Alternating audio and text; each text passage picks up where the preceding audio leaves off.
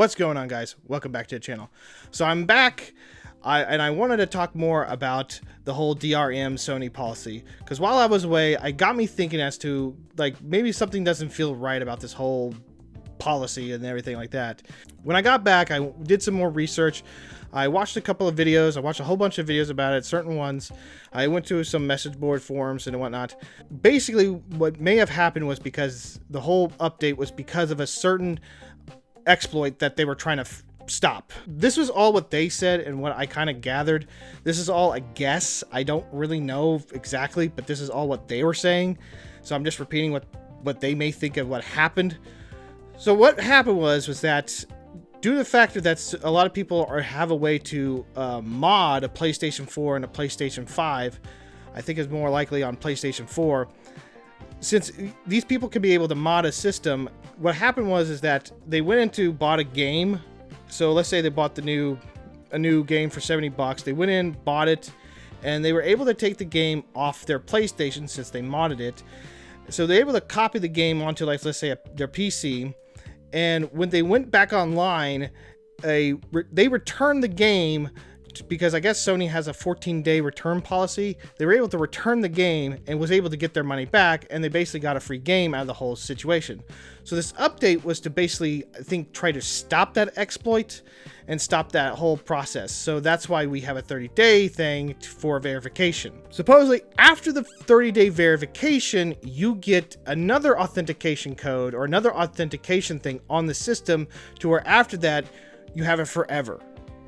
Even I think from online or offline. Again, that's what they said. I don't know yet, but we're gonna put that to the test.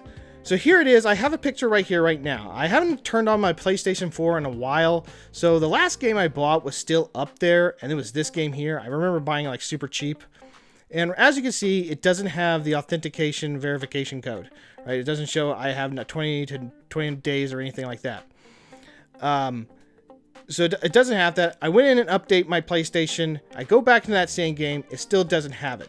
So I went into their PlayStation store, found a very cheap game for like 99 cents.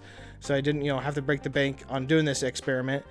I pulled it up, downloaded it. I pulled it up. And as you can see here, it does have the expiration date, the 29 days expiration.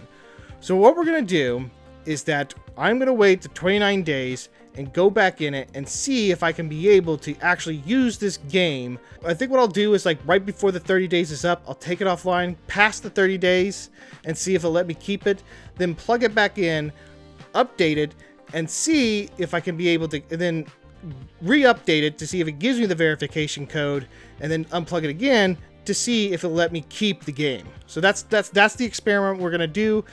It's going to take about 30 days to do that. If you are wanting to know if that will happen with your games, or if you want to know if you want to actually see if that works or not, hit that subscribe button. We'll see if this experiment will work. I don't know if that will work. I'm just kind of guessing here. So hopefully that will be the reasoning. Hopefully that will be the reasoning, and it will be fixed and find out that you get to actually do keep your games both online and offline by doing that. Again, I don't know. This does make some sense as to why they did it this way, because if your new games only have this, but your past games don't have that, then that explains that, because they're trying to stop that exploit with the newer stuff. But if you already have your old stuff, then you don't need to worry about that. So that's why that doesn't exist there. So that could be the reasoning why. So they're just trying to, basically what they're trying to do is trying to stop that from future purchases. So that maybe explains why, again, that maybe explains why your past games are fine, but your new games won't be. Oh yeah, but yeah, this is kind of frustrating because people are trying to figure out what's been going on. Sony is not doing a very good job of conveying their messages. Like, I saw a picture talking about how some people try to get with PlayStation support, and basically PlayStation support is run by AI, and they basically tell them, like, yes, after 30 days, it's, basically this whole DRM thing is true and it's happening and whatnot. And then Sony themselves are saying, no, this isn't exactly what happens. We haven't confirmed it or anything like that. So it's a lot of, like, not knowing what's going on. So there's a lot of back and forth as to what's really been going on here, and then nobody really knows. This is kind of frustrating. I know PlayStation has been doing some really dumb moves here lately. golly, I've heard, and that's another thing, doing all this research, I've heard some really, really crazy stories. Like, I forgot about the whole Warner Brothers debacle where people had bought Warner Brother episodes of, I think one of them was Mythbusters and whatnot. And since there was a new deal went down, Warner Brothers got sold off, or I don't know how the whole deal was, but basically people lost their episodes of Mythbusters and all their Warner Brothers Discovery episodes, and they had to take them off. And it's just like, well, if you bought those at full price at the time, do you own the things that you purchase anymore, especially digital? And also, there's another thing of dynamic pricing. I've started reading about that. I didn't know this was starting to happen. I didn't even know this existed until doing all this research about dynamic pricing, where the base of the premise is like, due to location and where you're at and all this other crap, is that, let's say if you're in one location and you don't buy that many games, you'll get a $20 game, but for me, it might be a $40 game on how this dynamic sells and everything like that. So that's kind of a ripoff. That's kind of a ripoff if they do that shit. Like, I should get the same pricing as that guy, right? And everybody out there should get the same pricing as everybody else. They shouldn't be in this dynamic pricing crap. It's just another way of scamming people.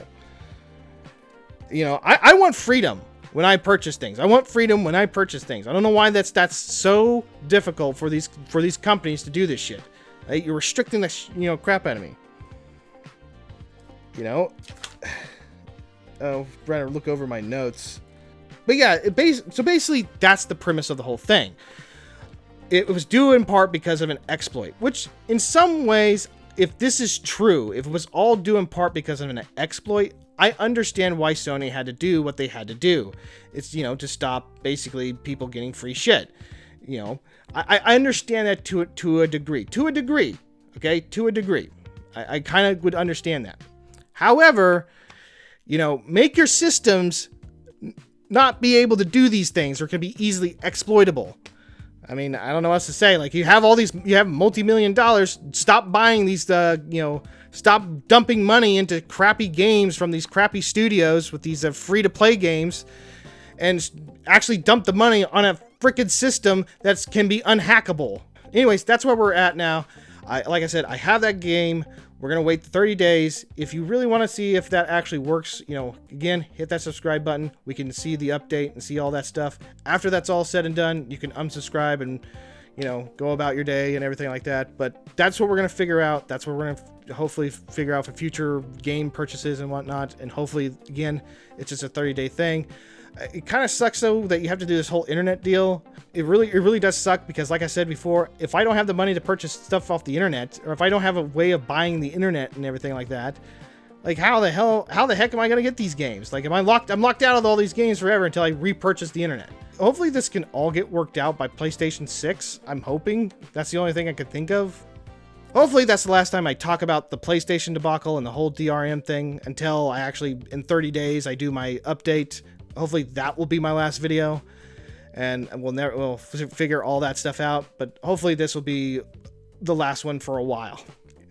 But anyways, guys, that's it for today's video. I hope you all enjoyed it. I'll see you guys all on the next one. Y'all take care.